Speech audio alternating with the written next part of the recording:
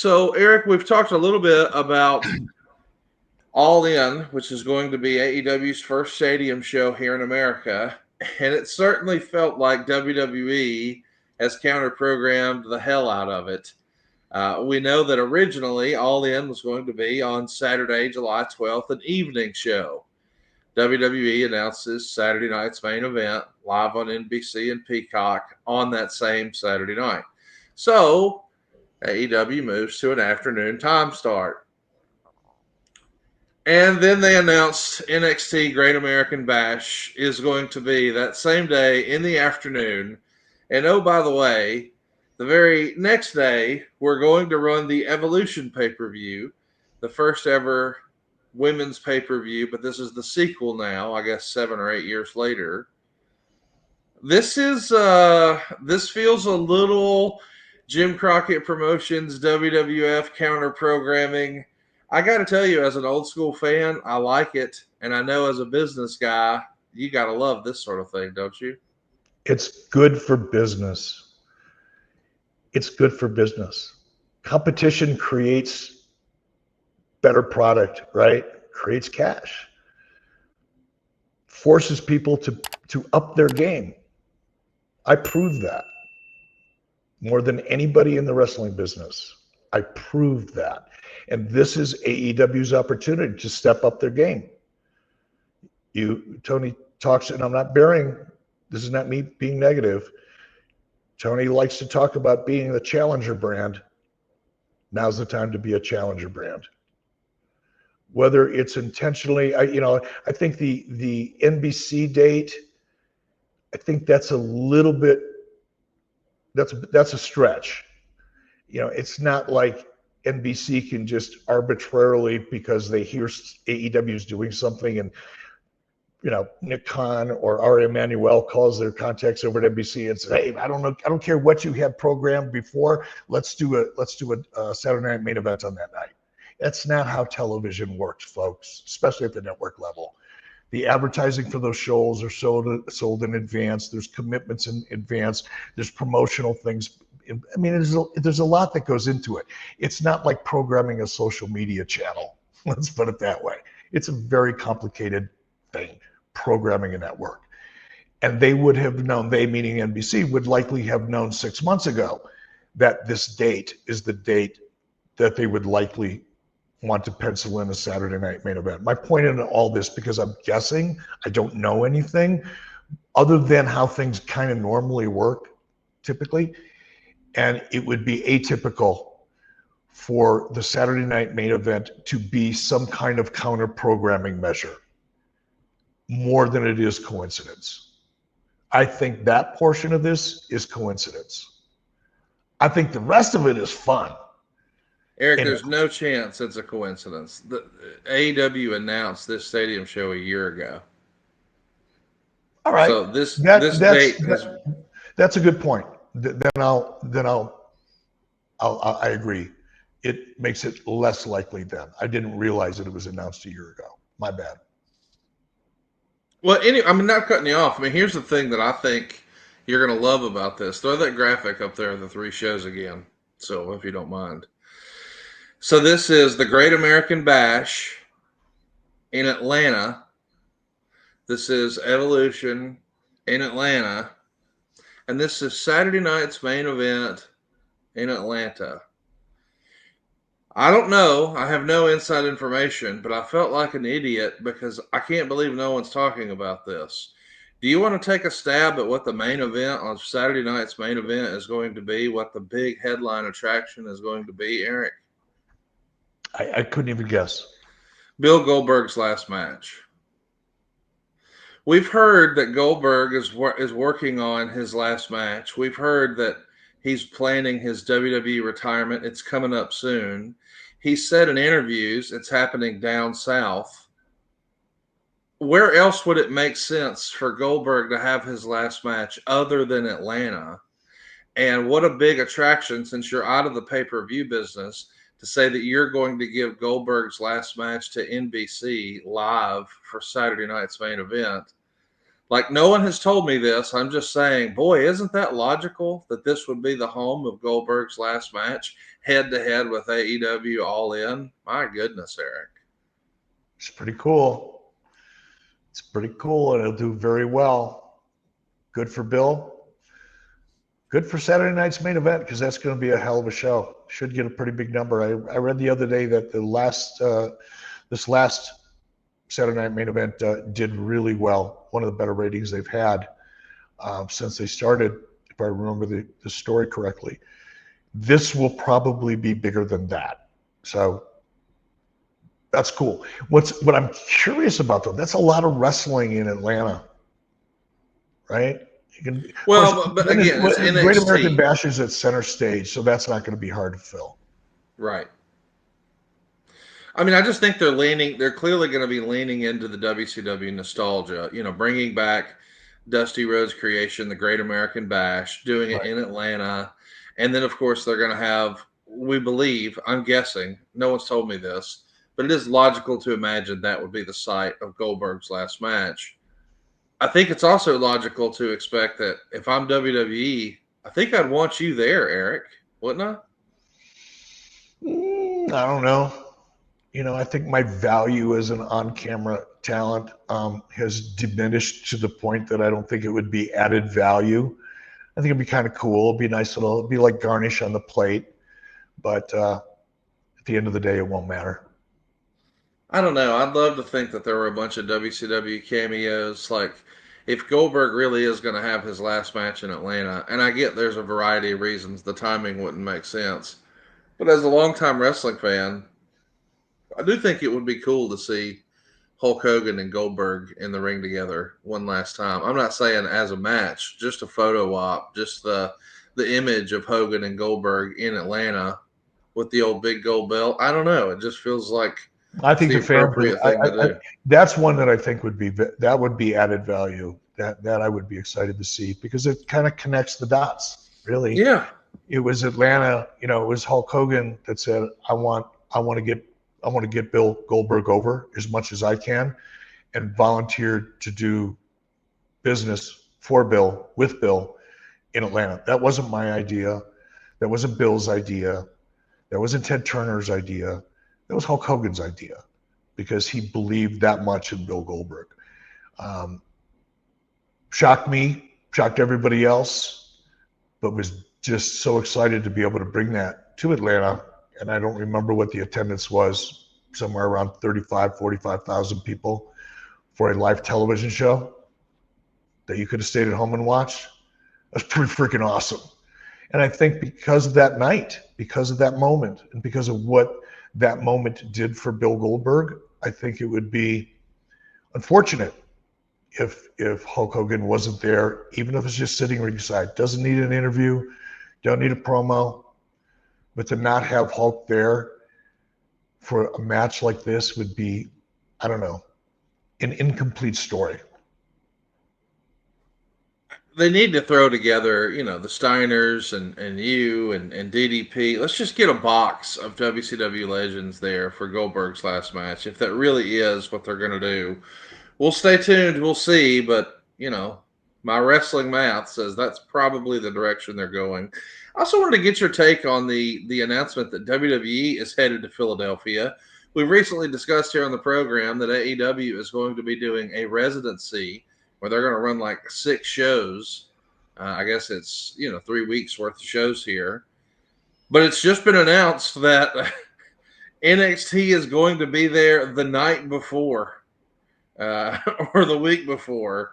So right before that all begins for NXT or for AEW at the 2300 Arena, NXT is going to be there a week early. I don't know why, but I find this hysterical to me.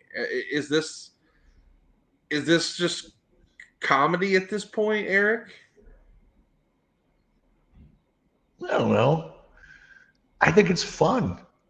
It's funny. It's awesome. It's awesome. This is again, it's up to AEW to respond, of course, and make it a real war. But at least from a scheduling perspective, I have to throw in the towel and say, yeah, you poked the bear. Here it comes. Hope you like bears. Hey, I do want to ask you about Tony Khan because he did a press conference after his pay-per-view Double or Nothing last weekend from Glendale, Arizona, and he was asked about the counter programming that WWE's been doing lately, like the announcement of NXT being an afternoon show. And Tony said, quote, "It's been pretty consistent. I'd say it's the most consistent event head-to-head scheduling I've seen since Jim Crockett Promotions. So a lot of scheduling that went that way. I can tell you this will go a lot differently than that did." So that's Tony's reaction. Of course, we know that ultimately it became a pissing contest with JCP and WWE, and ultimately JCP was headed for bankruptcy and sold to Ted Turner.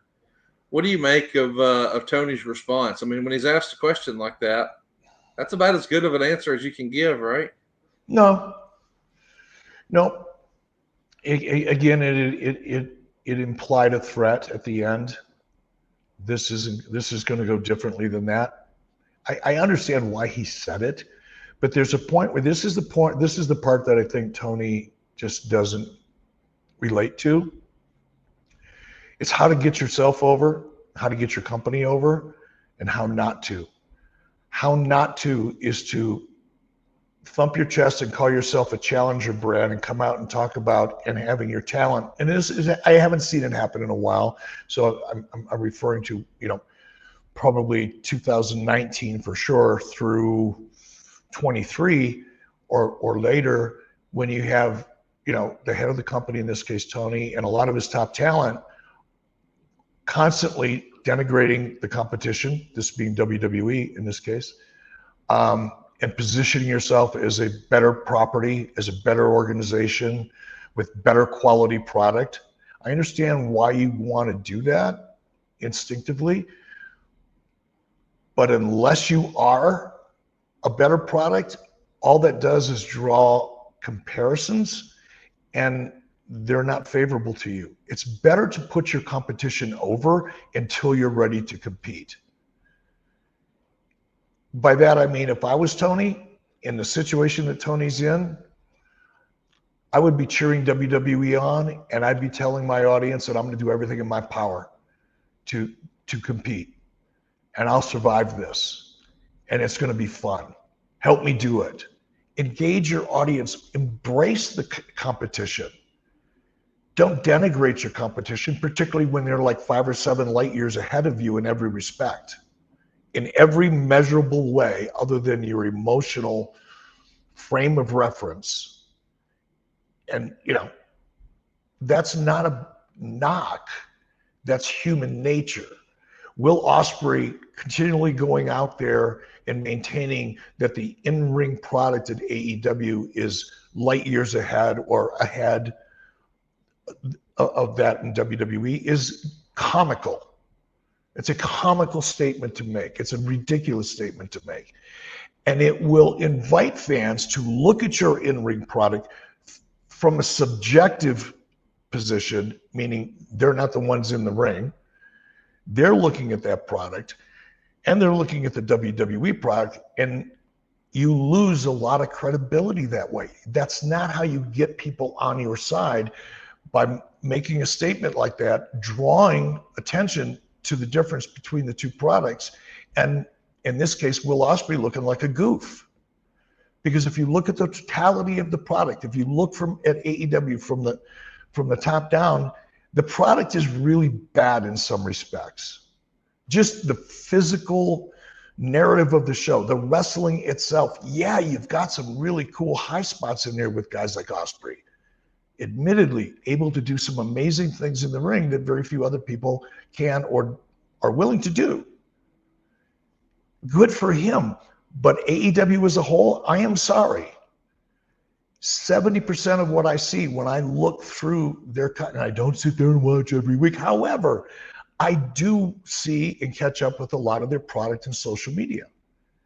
The good stuff that everybody's talking about is so great, as well as the rest of it. There's a lot of stuff in here that looks like WCW circa 1991, and not in a good way. The women's match that I saw clips of early this morning, I don't remember who was in it, don't remember the names, they're relatively new. should have never, ever, ever happened in front of a camera. Women were completely not ready for prime time, which is fine. Not everybody's going to come out of the gate a superstar. It takes time. But while you're building, don't compare yourself to the juggernaut. It's just not the way to get people engaged in your brand and want to fight on your behalf. I told you the story last time about a particular talent that I'm not going to name, who tried so hard to get himself over that it became almost obnoxious. And when I finally pulled him aside and said, dude, you put yourself over so strongly, so consistently, that you're taking away the opportunity for the fans to do it on your behalf. That's the magic in getting yourself over, whether you're in the ring or whether you're the business side of the equation. Learn how to get people on your side, and not just the hardcore, the sickos as they're referred to. And I don't know if that's derisive or not anymore. Maybe it's a good thing. I don't know. But not only that 600,000, the group of 600,000 fans are going to watch no matter what. We got another 800 or 900 or 1 million fans out there that could be on your side. You have the platform. It's not like they can't find you. They choose not to watch you. Figure out why they choose not to watch you and get them on your side. That's television. That's being a television producer. That's being a brand builder. Don't satisfy the market you have. Find a way to increase the market by learning why the people that don't like your product, and then fix it, or at least attempt to, as opposed to veiled threats that we've all heard before and nothing happens. I don't know. Maybe Tony's thinking in his mind, Jim Crockett had to file for bankruptcy. Ted Turner bought essentially the assets of Jim Crockett Promotions out of bankruptcy to launch WCW. And in that respect, I agree with Tony. It's probably not going to end up the same way. Technically speaking, no, likely it won't. Crockett's didn't have $1 billion to play with. Tony presumably does. So that will change the outcome. But it's similar to one of his earlier press conference where he addressed the same things, and he came out and he was all hot. Says, I'm not going to put up with this shit. Oh, really? What are you going to do about it? So far, nothing. That's what I mean about throwing down a gauntlet. Until you're ready to back it up, put your competition over. People will root more for you if you're putting your competition over than they will if you're constantly taking shots at the guy that's beating your ass in every conceivable way. SaveWithConrad.com. Yeah, I'm Justin Ruffin from Knoxville, Tennessee. What got me to Save with Conrad was the 83 Weeks podcast. I really wasn't thinking about getting rid of any debt. I just wanted to cash out some equity in the house to do remodeling. But I did both, so that was pretty awesome. Worked out great. Redid the foyer, built pantry space, and there's little odds and ends when I first bought the house that I wanted to take care of, and we were able to take care of it. So, paid off 2 cars and some credit card debt. So probably all in all, get $30,000 in that, and then I got some $30,000 more equity out of the house, and still plenty of equity left over. So payment's good. I lowered my interest rate. I'm in a much better spot than I was. Super easy. Everybody was great. Very, very awesome people. Francis and Steve were great to work with. They were awesome. Made it for a very easy, seamless experience. I'd probably say all in all, probably $1,000 a month at least. I lowered my interest rate, especially the way the interest rates are right now, which is, that's amazing. I'm Justin Bruckman from Knoxville, Tennessee. I saved over $1,000 with SaveWithConrad.com, and I did a lot of renovations with that money as well. NMLS number 2129, Equal Housing Lender. SaveWithConrad.com.